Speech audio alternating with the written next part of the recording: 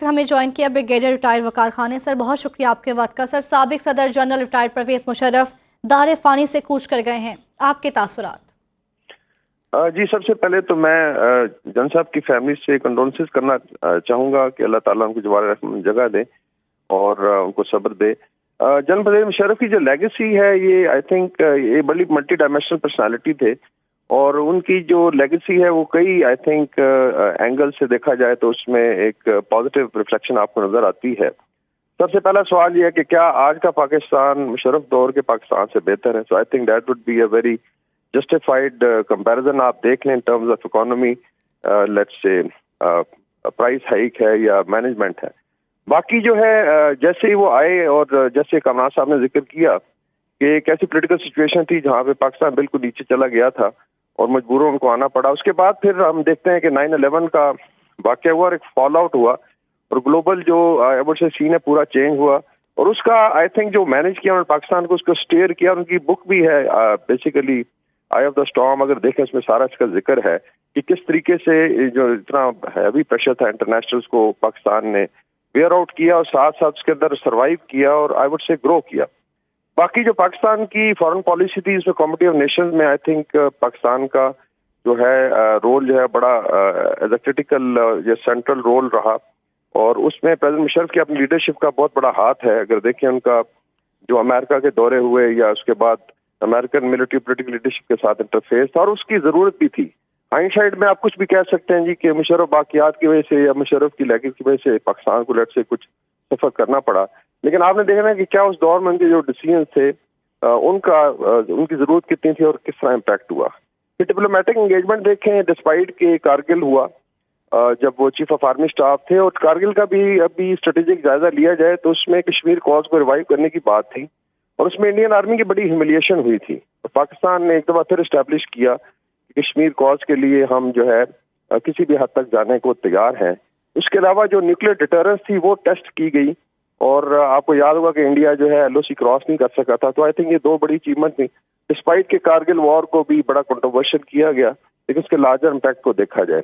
اور اس کے بعد آپ دیکھیں کہ انڈیا کو کیسے انگیج کیا, جتنی ہاسٹیلٹی تھی اس کو ٹون ڈاؤن کیا گیا اور آئی تھنک کشمیر سولوشن کے اوپر بڑے کلوز چلے گئے تھے واجپئی کے ساتھ ان کی جو انگیجمنٹ تھی, لیکن اس میں پھر انڈین ایجنسیز اور ملٹری نے کہا جی کہ اس طریقے سے ہم کمپرومائز نہیں کر سکتے, لیکن ان کی بڑی ایفرٹ رہی اور کشمیر کاز کو آئی تھنک وہ دل میں لے کے ہی فوت ہوئے. تو میرے حساب میں ان کا ایک مکسڈ پیکج ہے لیکن پازیٹیو چیزیں زیادہ ہیں اور ان ٹرمز آف لیڈرشپ ان کی بولڈنس, ان کا فلیمبائنٹ جو اسٹائل تھا وہ ہمیشہ یاد رکھا جائے گا. اور ہمیں یہ سیکھنے کی ضرورت ہے آج کل کی پولیٹیکل لیڈرشپ کو کہ اس وقت جب وار آن ٹیرر پیک پہ تھی تو پاکستان کو کیسے انہوں نے مینج کیا, ہماری فارن پالیسی کو, سیکیورٹی کو, اور کیا اکانومی اتنی ڈاؤن تھی جس طرح آج ہے. I don't think so. I think in کی پرسنالٹی سے لیڈرشپ سے کافی سارا ہمیں سیکھنے کی ضرورت ہے کرنٹ لیڈرشپ کو. بریگیڈیئر صاحب اگر ہم ان کی زندگی پر ایک نظر ڈالیں تو اس میں تو کوئی شک نہیں ہے کہ انہوں نے کافی دلیرانہ مووز کیے دہشت گردی کے خاتمے کے لیے. کارگل کی جنگ کی اگر بات کریں, ایون دو کشمیر کاز کے لیے بھی انہوں نے کافی کوششیں کی ہیں. تو کیا سمجھتے ہیں آپ کہ ان کی کوششیں آج کے دن میں آج بھی کشمیر ڈے منایا جا رہا ہے کوئی اثر انداز ہوئی ہیں, آج کے لیے کوئی امپیکٹ ڈالا ہے ان کی کوششوں نے؟ جی بالکل, کارگل کا اگر آپ دیکھیں ایپیسوڈ تو یہ ایک لینڈ مارک ہے اور اس میں انڈیا کو ایک بیسیکلی اسٹریٹجک میسج دیا گیا تھا کہ کشمیر پاس پہ بول تو ہم کوئی سمجھوتا نہیں کریں گے اور اگر لیٹ سے اس کے لیے پاکستان آرمی کو, ڈیفنس فورسز کو کوئی اسٹیپ اٹھانا پڑتا تو اس سے گریز نہیں کریں گے.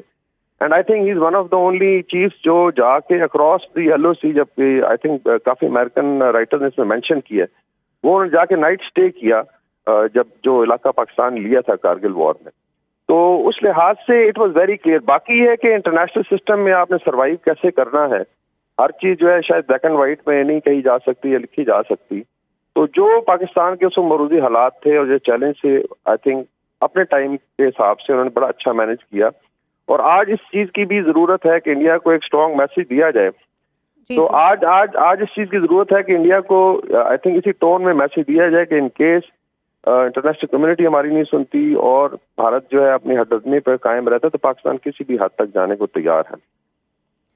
پاکستان کسی بھی حد تک جانے کو تیار ہے. بریگیڈیئر صاحب بلا شبہ ہم اگر یہ دیکھیں کہ سابق صدر جنرل ریٹائر پرویز مشرف ایک بہادر شخصیت تھے اور ایک رول ماڈل بھی تھے آج کے نوجوانوں کے لیے, کیا کہیں گے؟ جی بالکل, اس میں آئی وڈ سے کہ ان کو ان کی پرسنالٹی کو لیڈرشپ کو اگر آپ نے کمپیئر کرنا ہے تو آج کل کی لیڈرشپ سے کمپیئر کر لیں، اور ڈیفینیٹلی پاکستان کو آج بھی چیلنجز ہیں. somehow میرا ان کے ساتھ ایک ذاتی تعلق بھی رہا، مطلب although I was a junior officer but I have seen him as a brigade commander, as a GOC، پھر ایز اے کور کمانڈر، پھر جب وہ چیف بنے کئی دوروں پہ جب وہ آتے تھے کئی انسٹیٹیوشن میں وہاں ملاقات بھی رہی. تو ہم نے تو ان کی پرسنالٹی سے بڑا سیکھا. خود وہ ایس ایس جی سے تعلق تھا تو I think that was under factor. ان کی لیڈرشپ میں بڑی اسٹرانگ اور بل ہیڈڈ لیڈرشپ تھی، اور جہاں اپنا موقف یا ایم ہوتا تو پھر ڈٹ جاتے. تو آئی تھنک ان کی پرسنالٹی سے یہی چیزیں ہمارے سامنے آتی ہیں کہ اگر آپ ڈٹرمنڈ ہیں اور لیٹس سے یو ہیو ول، تو ڈیفینیٹلی آپ بڑا کچھ کر سکتے ہیں، اور اگر آپ بڑے عہدے پہ جا سکتے ہیں تو آپ پالیسی کو ایک ڈائریکشن دے سکتے ہیں.